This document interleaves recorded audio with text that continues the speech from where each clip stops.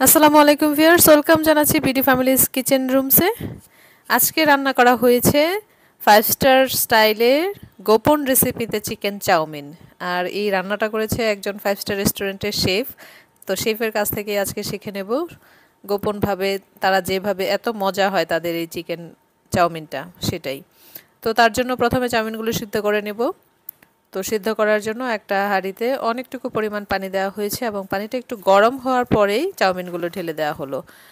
এরপরে এটাকে একটু নেড়ে চেড়ে প্রায় 5 থেকে 6 মিনিট সিদ্ধ করা হয়েছে। যেহেতু চাউমিনটা একটু মোটা থাকে তাই একটু সময় লাগে চাউমিনটা সিদ্ধ হতে। তো এটাকে সিদ্ধ করার পর একটা স্ট্রেনারে ঢেলে নেওয়া হবে। ঢেলে নিয়ে এটাকে সাথে সাথেই কিন্তু আবার পানি দিয়ে দিতে হবে, তা না হলে একটার সাথে আরেকটা লেগে যাওয়ার চান্স থাকে।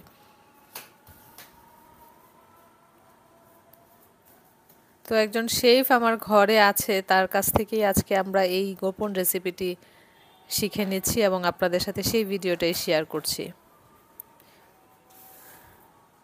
তো আমার ঘরে আসলে যা ছিল তাই দিয়ে আজকে রান্না করছি। রান্নার প্রসেসিংটা কিন্তু সেমই থাকবে। তো এটা ঢেলে নেওয়ার পর চাউমিনগুলোকে এখন আরেকটা প্যান বসিয়ে দিলাম এবং সেটাতে সামান্য পরিমাণে সয়াবিন তেল আর দিয়ে দেওয়া হলো রসুন এবং আদা কুচি। রসুন এবং আদাগুলোকে খুব ভালোভাবে একটু ফ্রাই করে দেন এটার মধ্যে দিয়ে দেওয়া হলো চিকেনের বোনলেস চিকেন, আর একটু তেল দেওয়া হলো। তো এটাকে খুব ভালোভাবে ফ্রাই করে নেবে। তো মাংসটাকে একটু ভালোভাবে ভাজার পর এখন এটার সাথে অ্যাড করে দেওয়া হবে গাজর কুচি। তো এখানে কিন্তু চাইলে ক্যাপসিকাম দেওয়া যায়, তারপর বাঁধাকপি, ব্রকলি এগুলো এগুলো দেওয়া হয়। এগুলো আজকে আসলে আমার বাসায় ছিল না। আর সাথে দিয়ে দেওয়া হলো 2টা কাঁচামরিচ কুচি। তো এগুলোকে খুব ভালোভাবে একটু ভেজে নেব। ভেজে নিচ্ছেন শেফ। তারপরে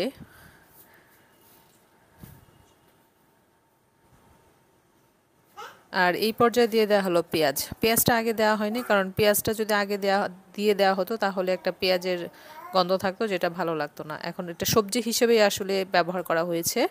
আর এর মধ্যে দিয়ে দিল একটা টমেটো কুচি, আর এখন দিয়ে দেওয়া হলো একটা ডিম। তো সবগুলোকে একসাথে একটু মিক্সড করে দেন এটার মধ্যে বাকি মশলা ইনগ্রিডিয়েন্টস দেওয়া হবে। আর একটু তেল দেওয়া হলো এই পর্যায়ে, যেহেতু ডিমটা দেওয়ার পর আগে অল্প সামান্য পরিমাণ তেল দেওয়া হয়েছিল, সেটা টেনে গিয়েছে তাই। তো এই পর্যায়ে দিয়ে দেওয়া হলো সামান্য একটু শুকনা মরিচের গুঁড়া আর লবণ।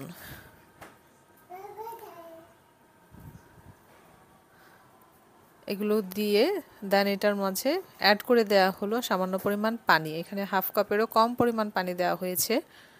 আর এই পানিটা দেওয়ার ফলে যে চিকেনটা, গাজরটা, এগুলো সব একসাথে খুব ভালোভাবে কুকড হয়ে যাবে। আর এখন দিয়ে দেওয়া হলো মশলা, চাউমিনের সাথে যে মশলা থাকে সেই মশলার প্যাকেট আর একটা স্বাদে ম্যাগি মশলার প্যাকেট।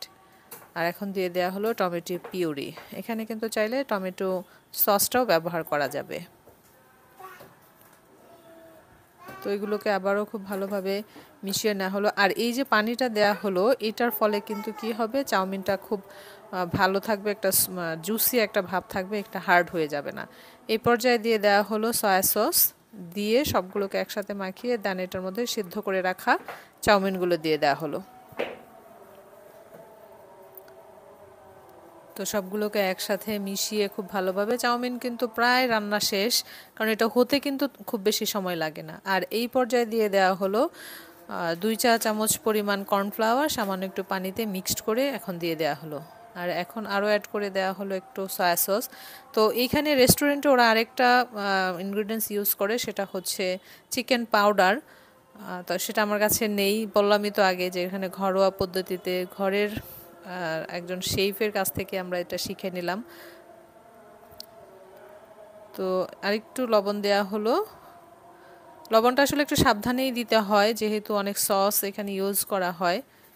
আর একদম লাস্ট পর্যায়ে এসে দিয়ে দেওয়া হলো ধনেপাতা কুচি। তো খুব সুন্দর কিন্তু একটা ফ্লেভার বের হয়েছে। আর অলমোস্ট কিন্তু রান্নাটা করা শেষ।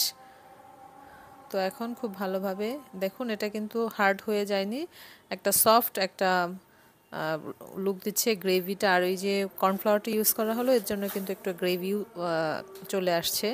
তো এই তো আজকে আমাদের এই চিকেন চাউমিন রেডি হয়ে গেল। কেমন লাগলো আপনাদের কাছে ভিডিওটি তা কমেন্ট করে জানাতে ভুলবেন না। আর অবশ্যই একবার বাসায় ট্রাই করবেন। বাসায় ট্রাই করে কেমন হলো তা আমাকে কমেন্ট করে জানাবেন। বিডি ফ্যামিলির সঙ্গেই থাকবেন, লাইক করে সাবস্ক্রাইব করে বিডি ফ্যামিলির পাশেই থাকবেন। আর নতুন নতুন ভিডিও পেতে আমাদের সঙ্গেই থাকুন। আর সবাইকে জানাই অগ্রিম ঈদ মোবারক। তো এখন ইফতারির টাইমে ছিল আজকে আমাদের এইটুকুই। ইফতারের টাইম হয়ে গিয়েছে, সার্ভ করে নিলাম। ভালো থাকবেন সবাই, আল্লাহ হাফেজ।